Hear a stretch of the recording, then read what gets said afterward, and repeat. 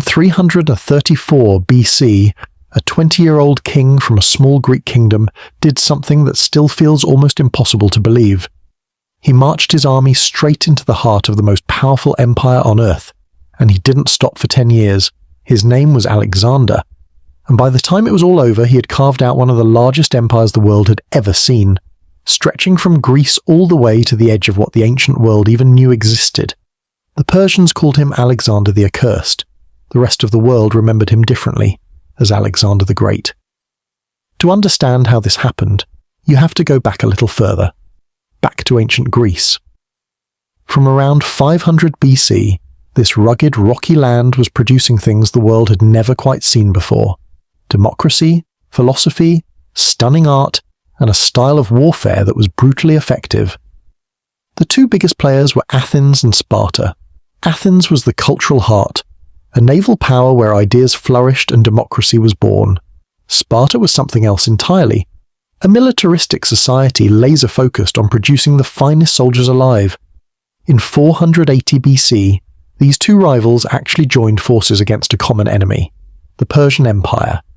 At a narrow mountain pass called Thermopylae, a tiny Greek force, famously anchored by 300 Spartans, held off a massive Persian army for 3 full days before being surrounded and cut down to the last man. Then the Greek fleet turned the tide at Salamis, and the following year at Plataea, the Greeks finally drove the Persians out for good.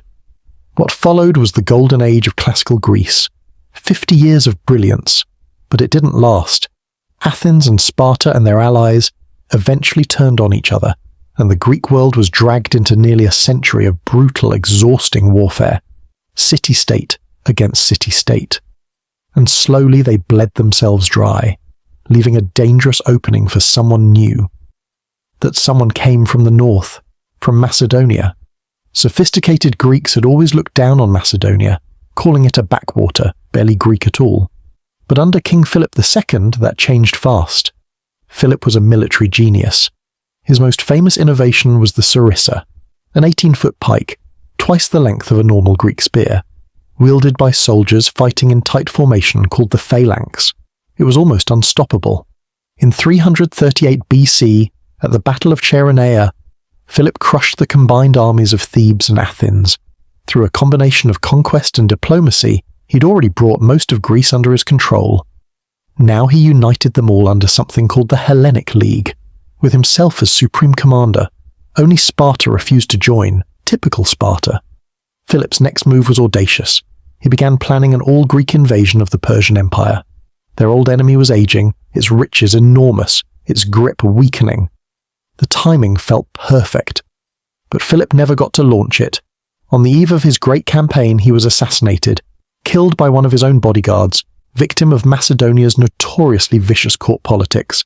His successor was his 20-year-old son Alexander, brilliant, relentlessly ambitious, tutored by Aristotle himself, and already a battle-hardened commander. Alexander inherited his father's army, his father's plan, and his father's enemies. First things first, though. He had rivals at home executed, crushed rebellions across the region, and made a devastating example of the city of Thebes, destroying it completely and selling its people into slavery, a brutal message to anyone thinking about resistance. Then, in the spring of 334 BC, he crossed the Hellespont into Asia.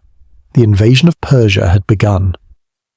His army was roughly 40,000 strong, soldiers drawn from across Greece. The backbone was the Macedonian phalanx, 9,000 professional infantrymen armed with that deadly 18-foot sarissa, marching 16 ranks deep. When this formation locked together, it presented a solid wall of iron spear tips that was nearly impossible to break through head-on. The problem was, it was slow to maneuver and dangerously vulnerable from the sides or rear. That's where the hyperspists came in. 3,000 elite infantry with shorter spears, tasked with protecting the phalanx's flanks. Behind them, another 12,000 Greek allies and mercenaries as hoplites, and on the flanks, cavalry from Thessaly, Thrace, and Paeonia. But the real shock troops were the companion cavalry, 1,800 of the finest horsemen in the Greek world, armed with spear and sword. Alexander himself rode with the royal squadron. It was a formidable force, but it was heading into an empire with almost limitless resources, and the Persians knew they were coming. The first test came at the river Granicus. The Persian commanders in Asia Minor had gathered to decide how to respond. One of them, a brilliant Greek general in Persian service named Memnon of Rhodes, gave smart advice. Don't fight Alexander directly. Burn everything. Scorched earth. Starve his army out. It was sound strategy. The satraps ignored him. They lined up behind the Granicus River, cavalry at the front, Greek mercenaries held in reserve at the rear, and waited. Alexander didn't wait. Ignoring advice to hold off until dawn, he ordered an immediate assault.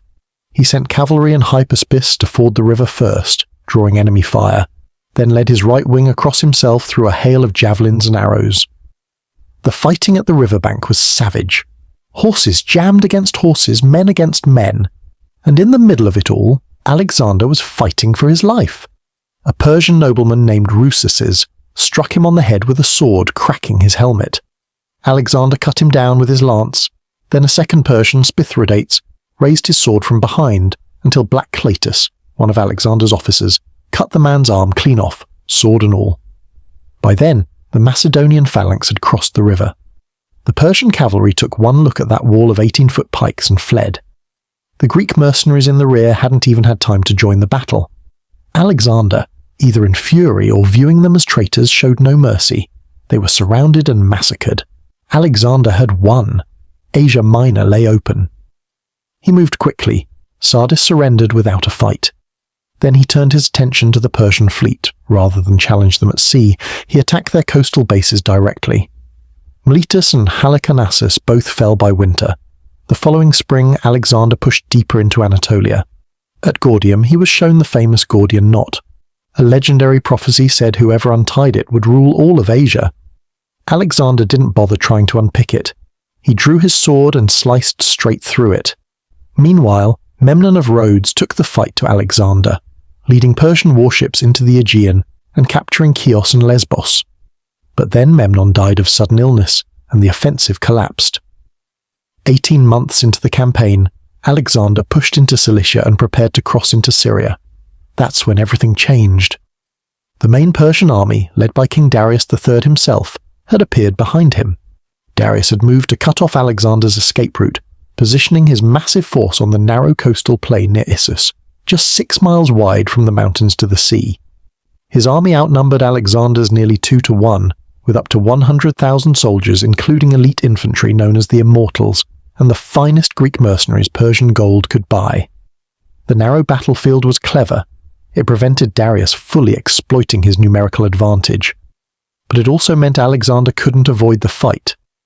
Alexander deployed his trusted general Parmenion on the left with the cavalry and infantry. The phalanx took the center, and Alexander, as always, placed himself and his best troops on the right. When he saw the strength of the Persian cavalry on the left, he shifted his Thessalian horsemen across to reinforce Parmenion. Then, calling out to his men by name, urging them forward, he charged. The speed was devastating. On the right, Alexander's attack sent Persian troops reeling.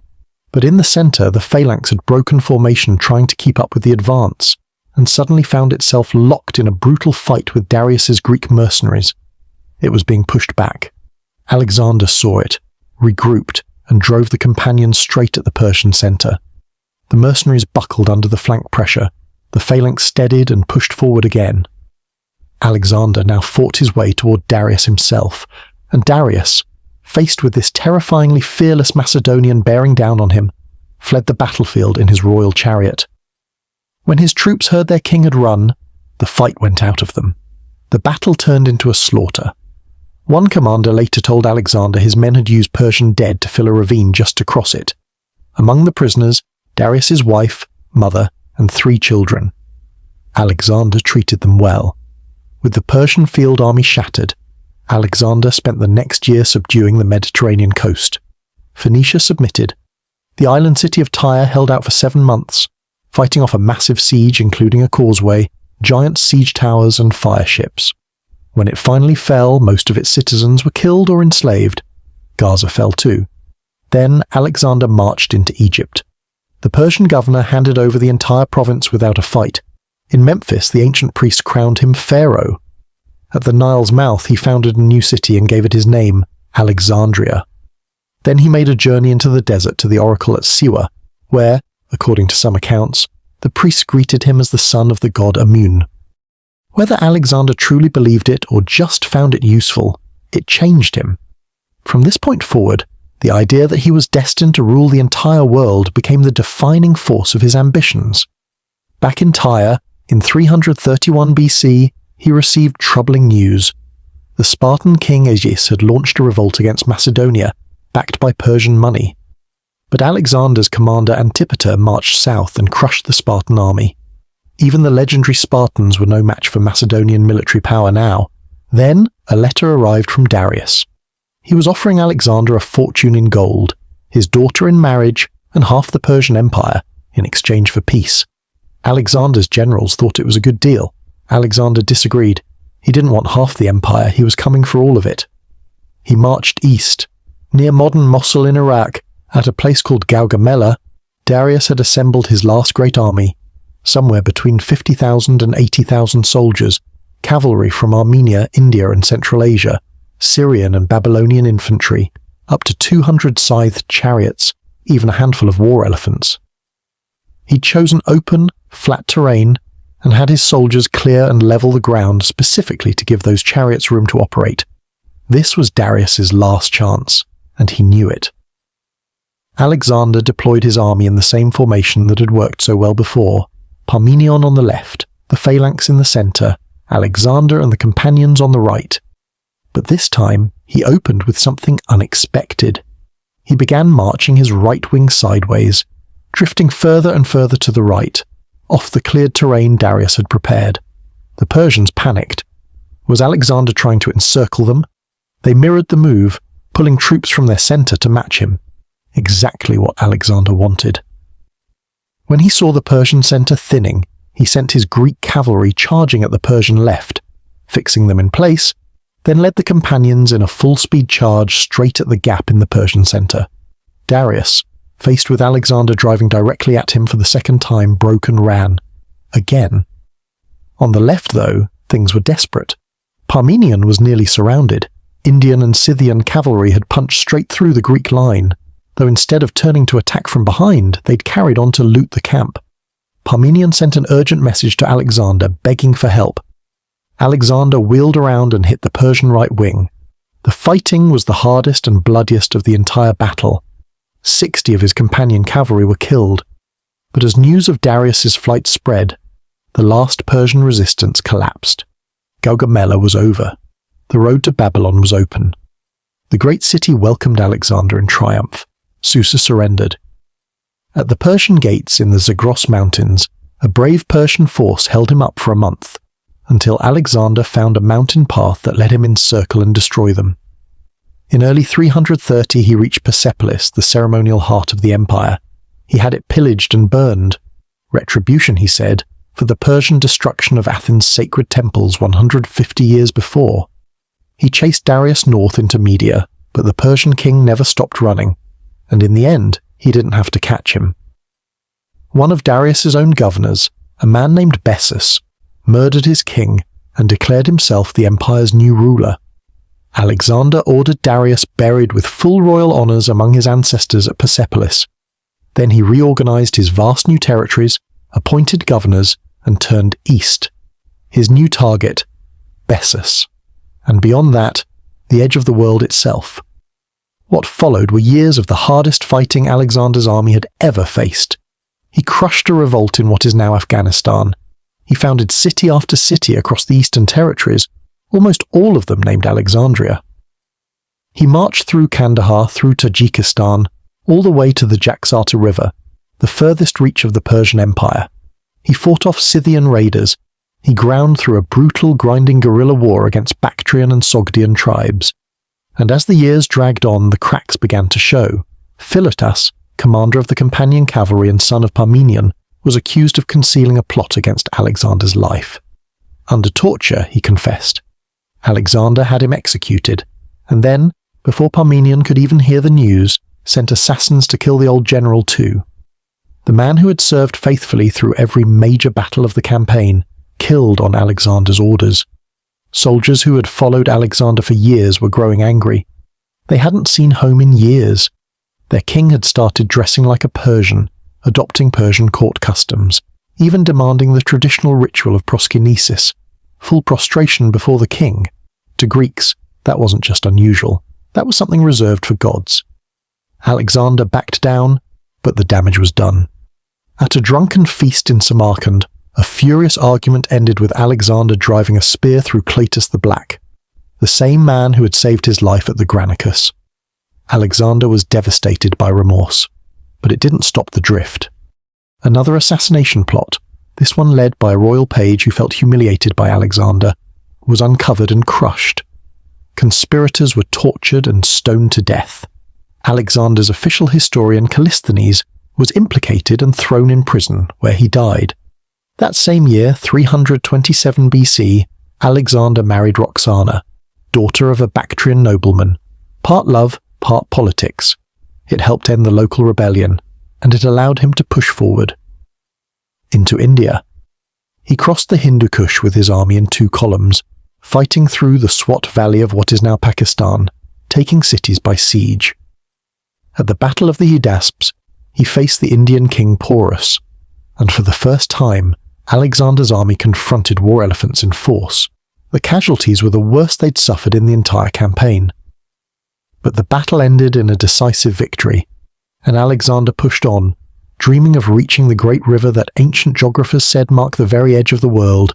He never got there. At the river Hyphasis, modern-day Bees, his army stopped. They had marched thousands of miles. They had fought for 8 years without a break. They had heard rumours of armies in India so enormous they made everything they'd faced look small. They were done. They refused to go further. Alexander raged, sulked for 3 days in his tent. It made no difference. For the first time in his life, he turned around. The return journey was brutal. He followed the rivers of the Punjab south to the sea, a 10-month journey. Along the way, he led a direct assault on the fortified city of the Mali people and took a spear to the chest, collapsing inside the walls before his men fought their way in to save him. He nearly died. Part of the army sailed back to Persia by sea under the Admiral Nearchus, navigating waters that Greeks had never charted before. Alexander led the rest overland through the Gedrosian desert of southern Pakistan. The heat was lethal. Food and water ran out. Hundreds, possibly thousands, died on the march. When he finally returned to Persia, Alexander executed several governors he'd left in charge, who had used his absence to rob temples and rule unjustly. At Susa, he organized a mass wedding. 80 of his Macedonian officers married Persian noblewomen. Alexander himself married 2 Persian princesses. He paid all his soldiers' debts. He ordered 30,000 young men from across the empire to be trained in the Macedonian way of war. But at Opis, his Macedonian troops mutinied, offended by his increasing preference for Persian customs and Persian advisors. He had the ringleaders executed and then gave a speech, reminding his men of everything they had been through together. It ended in tears and reconciliation. It always did with Alexander. Then Hephaestion, his oldest, closest friend, died of fever at Ecbatana. Alexander didn't eat for days. He ordered mourning across the entire empire. He had the doctors investigated. He launched a furious campaign against mountain raiders the Persian kings had never been able to subdue, and destroyed them. Grief into action. That was always his way. He returned to Babylon. Embassies arrived from distant peoples to honor him. Ethiopians, Gauls, Libyans, Etruscans. The world was coming to pay its respects. Roxana was pregnant. Alexander was already planning his next campaign, Arabia and beyond. Then, in June of 323 BC, he developed a fever. It didn't go away. Days later, Alexander was dead. He was 32 years old. What killed him has never been proven. Malaria, typhus, cholera, poison. The arguments still haven't been settled. He died undefeated in battle. Not one of the commanders who faced him ever beat him. His campaign created an empire stretching from Greece to Pakistan, one of the largest ever assembled in the ancient world. But he left no clear heir and no plan for what came next. His generals, the men who had fought beside him for a decade, immediately turned on each other. In the Wars of the Successors, Roxana and Alexander's young son were murdered. His gold sarcophagus, sent to Macedonia for burial, was hijacked and ended up in Alexandria, Egypt. Where it is today remains one of history's unsolved mysteries. The empire shattered, but the world Alexander had changed didn't go back. Greek language, art, philosophy and science spread across everything he had conquered, fusing with local traditions to ignite what historians call the Hellenistic Age, centuries of cultural transformation that shaped everything from science to religion to the eventual rise of Rome. Some of the kingdoms his successors built lasted decades, others lasted centuries. All of them eventually fell. But Alexander, the boy king who crossed into Asia at 20 and didn't stop until there was nowhere left to go, left a mark on history that time hasn't managed to erase.